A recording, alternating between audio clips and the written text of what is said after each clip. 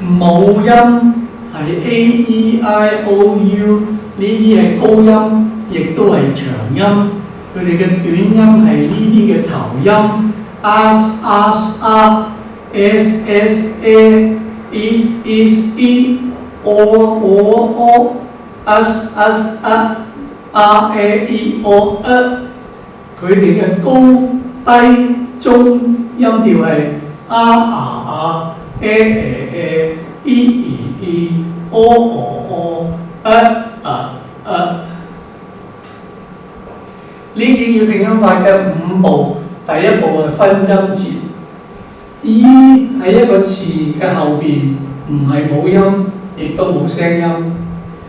一個音節後邊見到個 L、L、O， 佢嘅尾音係用母音 O 嘅長音讀出嚟嘅。字音帶母音嘅音節。Y 喺任何一個字音後邊，佢係變成 I 係母音，字音帶母音呢個音節。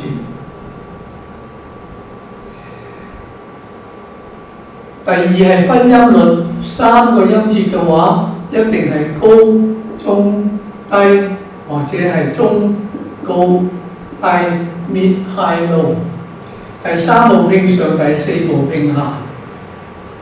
拼每一個音節嘅時候嘅程序係母音加尾音再加頭音。呢個母音係 O， 冇尾音，所以就係乘翻 O。C 喺 A、O、U 前邊，佢係讀 K 音 ，K 卡佢嘅頭音係卡 O 卡 O 卡 O 卡 O Co。低音就係第2音係 co。呢度 I 試下讀長音，我最收尾再解釋俾你聽，選擇長音唔選擇短音。C 喺 E、I、Y 前邊，佢係讀 S 音 ，S 佢嘅頭音係 sa。I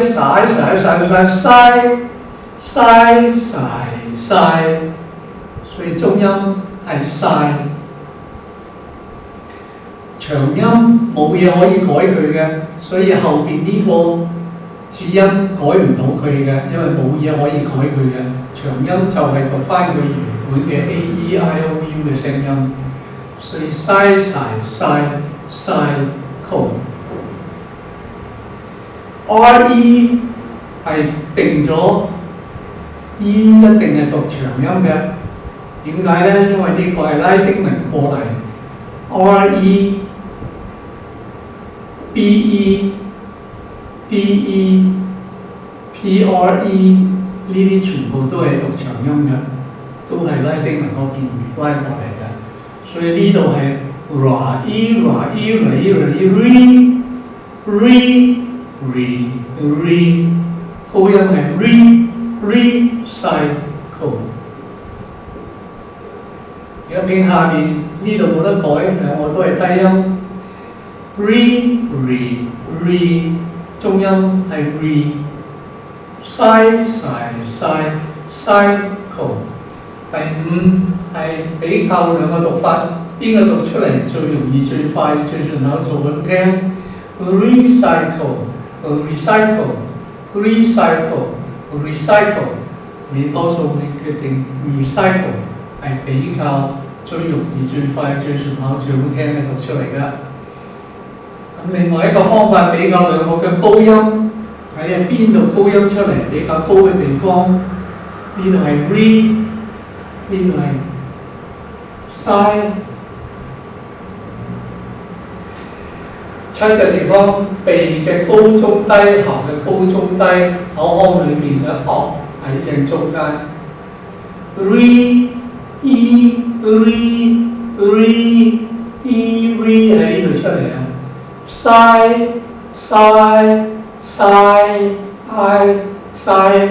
上面都跳晒上去，所以 si 喺高嘅地方出嚟，所以 recycle 係正確嘅讀法。呢、個字正確讀法就係